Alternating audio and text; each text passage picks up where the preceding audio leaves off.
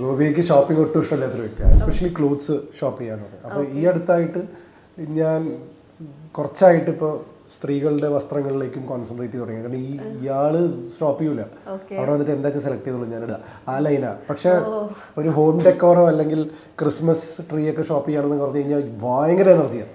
ഈ എസ്തെറ്റിക് സാധനങ്ങൾ, interior decoration, ഇങ്ങനത്തെ സാധനങ്ങൾ ഷോപ്പ് ചെയ്യാൻ ഭയങ്കര ഇഷ്ടമാണ്.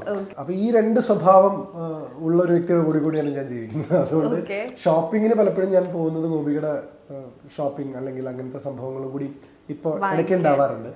ഓൺലൈൻ ഓഫ്ലൈനിൽ തമ്മിലുള്ള എനിക്കിതൊന്നും ഒരു പ്രശ്നമായിട്ട് തോന്നുന്നില്ല. എനിക്കിപ്പം ഓൺലൈൻ ഷോപ്പിംഗ് ആണെങ്കിലും ഓഫ്ലൈൻ ഷോപ്പിംഗ് ആണെങ്കിലൊക്കെ എനിക്കിതൊന്നും പ്രശ്നങ്ങൾ ഞാൻ മനസ്സിലാക്കി വരുന്നത് വെച്ചാൽ ഓൺലൈൻ ഷോപ്പ് ചെയ്യുമ്പോഴേ കാര്യങ്ങൾ നടക്കുന്നുള്ളൂ, മറ്റേ പോകുന്നില്ല. ഇപ്പൊ ഭയങ്കരമായിട്ട് ഓൺലൈൻ നമ്മൾ ഓർഡർ ചെയ്യുമ്പോൾ തന്നെ ആമസോൺ മാത്രമല്ല, ഇൻസ്റ്റാമാർട്ട് പോലെയുള്ള പടപടയെ ചെറിയ പല സാധനങ്ങളും പടപടയെന്ന് വാങ്ങാൻ പറ്റുന്നതുകൊണ്ട് ഞാനിപ്പോൾ മനസ്സിലാക്കുന്നത് ഈ ഓൺലൈൻ ചെയ്യുന്ന സാധനങ്ങളെ വാങ്ങുന്നുള്ളൂ, ബാക്കിയൊക്കെ വാങ്ങണം എന്ന് പറഞ്ഞിട്ട് ലിസ്റ്റിൽ മാത്രം കിടക്കാണത്, ഷോപ്പിംഗ് നടക്കുന്നില്ല. അപ്പൊ കൂടുതലും ഇപ്പൊ റൈറ്റ് നോ പ്രിഫർ ചെയ്യുന്നത് ഓൺലൈനാണ്. ഓക്കെ.